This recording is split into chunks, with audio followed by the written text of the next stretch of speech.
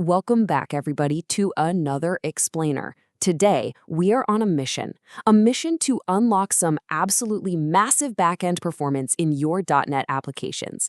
We're going to break down exactly how Npgsql manages database connections, how to configure those parameters for maximum efficiency, and how to really conquer the advanced performance paradigms that make the whole thing tick. Let's get right into it. So, why is your database connection suddenly timing out? Look, we've all been there, right? You build this amazing .NET application. Everything runs flawlessly in your local dev environment, but the exact second your application load spikes in production, boom, your database connection just times out. Your logs light up with red text, and your app basically grinds to a dead halt. And then you see it. The connection pool has been exhausted, either raise max pool size or timeout. Yep, the dreaded Stack Overflow error message. If you're a .NET developer working with PostgreSQL, this exact error has probably haunted your nightmares. It's incredibly frustrating, it's disruptive, and here's the kicker, simply raising those limits blindly, it often makes the problem worse. So today, we're peeling back the layers of how pooling actually works so you can fix this permanently. Okay, so here's our roadmap for today. First, we'll cover the mechanics of connection pooling. Second, sizing your connection pool. Third, tuning connection lifetimes. Fourth, we'll get into Npgsql multiplexing explained. And finally, diagnosing pool exhaustion. Part 1, Mechanics of Connection Pooling. Let's see what's actually happening under the hood. So what is NPSQL connection pooling really? Well, it's an in-process cache of physical TCP connections that literally lives inside your application's memory. And this is absolutely crucial to grasp. PostgreSQL itself is completely unaware of this pool. The database driver manages the whole shebang. When you close a pulled connection in your code, it doesn't actually sever the physical connection to the database. Instead, it just resets it and keeps it sitting there, idle in memory, totally ready for the next request. Now, you might be wondering, why do we even do this? Well, just look at the performance contrast. Opening a brand new physical connection is incredibly slow. You're dealing with network TLS round trips, and on the server side, Postgres literally has to spawn a brand new process for every single connection. But by reusing pooled connections, you get these lightning-fast responses. The connection is already kept idle in memory, which means zero network overhead to establish it. It's basically the ultimate caching strategy for your database performance. Part 2, sizing your connection pool. All right, so if caching these connections is so fantastic, how many should we actually cache? The magic number here is 100. That's been the default maximum pool size in NPGSQL since version 3.1. It establishes a strict upper bound on server resources. Think of it like a safety valve, making sure your application doesn't completely overwhelm the database server with an infinite flood of connection requests. But here is where it gets really fascinating. Enter the universal scalability law. This tells us something completely counterintuitive. More connections absolutely do not always equal more speed. In fact, if you exceed the optimal connection count, your throughput actively goes down. Why? Because having way too many connections causes useless context switching and heavy resource contention on the database server. Your ideal pool size actually depends on your server's core count and its I/O load, not just how much traffic your app is getting. Want proof? Let's look at some real-world test data from performance expert Vlad Mihalcia. He ran a benchmark processing 64 concurrent database transfers. When he set the pool size to 64, matching the threads, it took 272 milliseconds. But check this out. When he aggressively restricted the pool size down to just 4 connections, those exact same 64 transfers finished in 128 milliseconds. By restricting the pool, he completely removed the contention on the database. It processed the queue more than twice as fast. Sometimes, less really is more. Part 3, tuning connection lifetimes. Okay, so sizing the pool is only half the battle, right? Now we need to talk about the temporal parameters, how long these connections actually live and breathe inside that pool. NPCGQL gives you incredible control over this through connection string parameters. For instance, the connection idle lifetime defaults to 300 seconds.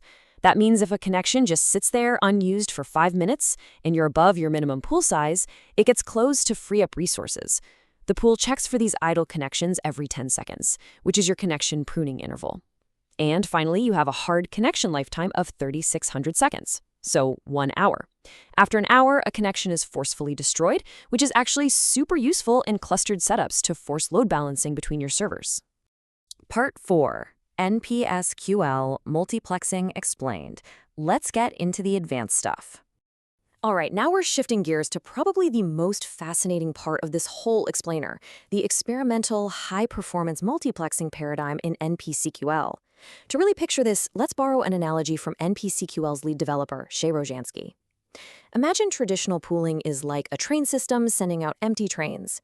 A physical connection is exclusively locked for the entire duration of a command, basically one passenger per train. Multiplexing, though, that's packing the trains full. It coalesces multiple completely unrelated queries from totally different parts of your application onto a single connection, provided they arrive around the same time. This drops TCP packet fragmentation and I/O system calls like a rock. And the performance benefits here are just staggering under heavy load. In the Tech and Power Fortunes benchmark, traditional pooling maxed out at roughly 213,000 requests per second. But with multiplexing enabled, it shot up to over 454,000 requests per second. We are talking about 112% performance improvement, all just by leveraging implicit batching and Nagel's algorithm to cram those queries into single network packets. Absolutely wild. But it gets better. Multiplexing doesn't just cut down overhead, it completely rewrites how the system handles saturation. In traditional pooling, if all 100 connections are busy, request 101 just has to sit there and wait. But multiplexing features this overcapacity mode. Even if connections are already busy executing queries, Npgsql just keeps shoving new commands right down that same pipeline. As long as Postgres can process them, your client side never gets starved. In benchmark tests, multiplexing was able to hit peak throughput with as few as 19 physical connections. 19.